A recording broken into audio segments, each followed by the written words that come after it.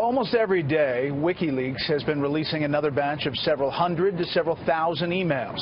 There is so much, we have a team of producers to go through each email looking for news. Tonight we're trying to give you a sense of the highlights so far. Not only what has been most covered, which is who's behind the attack or believed to be behind the hack, but also the substance of what's inside these emails. A deep dive into the WikiLeaks releases, what's happening and why, and where are we right now. Here's Chief National Correspondent Ed Henry.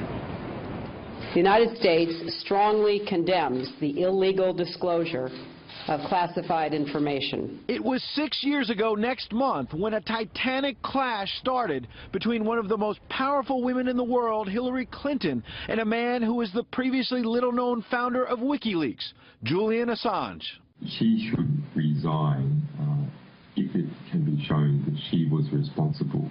He rattled the American Secretary of State in November of 2010 by leaking out 250,000 classified diplomatic cables.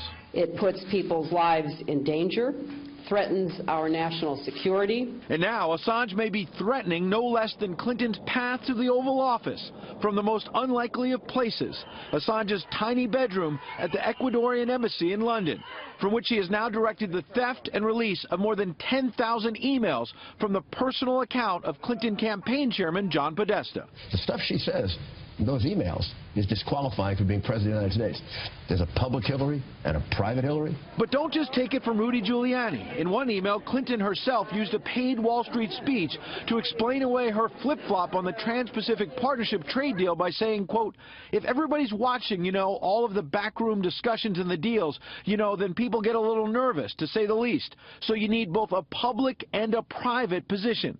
Beyond top aides like Podesta and Jennifer Palmieri using email exchanges to trash various blocks of voters, from Catholics and Hispanics to African-American leaders and Southerners, perhaps the most jarring part is that the most savage criticism of Clinton is coming not from conservatives, but insiders like Joel Benenson, who fires off an email asking what the candidate actually believes and wants as her core message, while outside advisor Neera Tanden seemed despondent about the email scandal, declaring that apologizing was Clinton's Achilles heel, writing to Podesta in late August 2015, quote, her inability to just do a national interview and communicate genuine feelings of remorse and regret is now, I fear, becoming a character problem, more so than honesty. The emails have also not been a good look for President Obama, who's been aggressively campaigning for Clinton to succeed him. That's why I believe that she is more qualified to be President of the United States of America. In a March 4, 2015 email, one day after Republican Trey Gowdy issued a subpoena for Clinton's emails to be preserved, and just weeks before thousands of them were deleted with BleachBit, Podesta writes to top Clinton aide Cheryl Mills in a note marked special category, quote, think we should hold emails to and from POTUS? Even though Clinton vowed repeatedly all work-related emails were turned over, and the president had said he didn't really email with her. Did you know about Hillary Clinton's use of private email server? No. While she was Secretary of State? No. Last December, after the San Bernardino massacre that left 14 people dead, Podesta sent an email suggesting it would be better for the campaign if a non-Muslim had led the terror attack. After a Clinton aide noted that MSNBC host Christopher Hayes had tweeted the name of the suspect, Saeed Farouk, staffer Karen Finney wrote, damn, while Podesta responded, better if a guy named Saeed Farouk was reporting that a guy named Christopher Hayes was the shooter.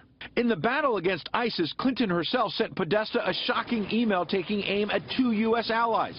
Clinton writing in 2014, the U.S. government needed to, quote, bring pressure on the governments of Qatar and Saudi Arabia, which are providing clandestine financial and logistic support to ISIL and other radical Sunni groups in the region. Yet when it comes to Qatar, the WikiLeaks dumps also show that 2 years earlier, Bill Clinton had no trouble accepting big money from that same country for the Clinton Foundation. An email showing officials from Qatar, quote, would like to see WJC for 5 minutes in New York to present $1 million check that Qatar promised for the former president's birthday in 2011. Another leaked email reveals a prominent law firm was quietly brought in to audit the foundation and found, quote, some interviewees reported conflicts of those raising funds or donors, some of whom may have an expectation of quid pro quo benefits in return for gifts. That review sparked by a dispute between Chelsea Clinton and insider Doug Band. Band writing to Podesta and Mills, as they say, the apple doesn't fall far. A kiss on the cheek while she is sticking a knife in the back and front. If Clinton's paid speech transcripts had leaked out during the heated Democratic primary, Senator Bernie Sanders may have been able to take the nomination by proving Clinton's coziness with Wall Street. And if it is such a great speech, the secretary should share it with the whole world. While the Clinton camp has not denied the authenticity of the emails, they are lashing out. They're part of an effort by both Russia and WikiLeaks, and neither of those are kind of neutral transmitters of information.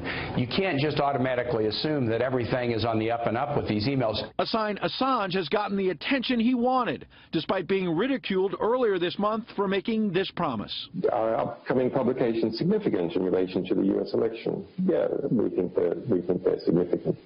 Now, Assange says Ecuador cut off his internet access, but WikiLeaks is back up. Released 3,000 more emails today. One has campaign manager Robbie Mook so confused about Clinton's flip-flops, he asked Podesta where they exactly landed on trade. And Politico reporter Glenn Thrush wrote a story and then wrote, Podesta, quote, because I have become a hack, I will send you the whole section that pertains to you. Please don't share or tell anyone I did this. Brett? Gotta watch what you put in emails. Ed, thank you.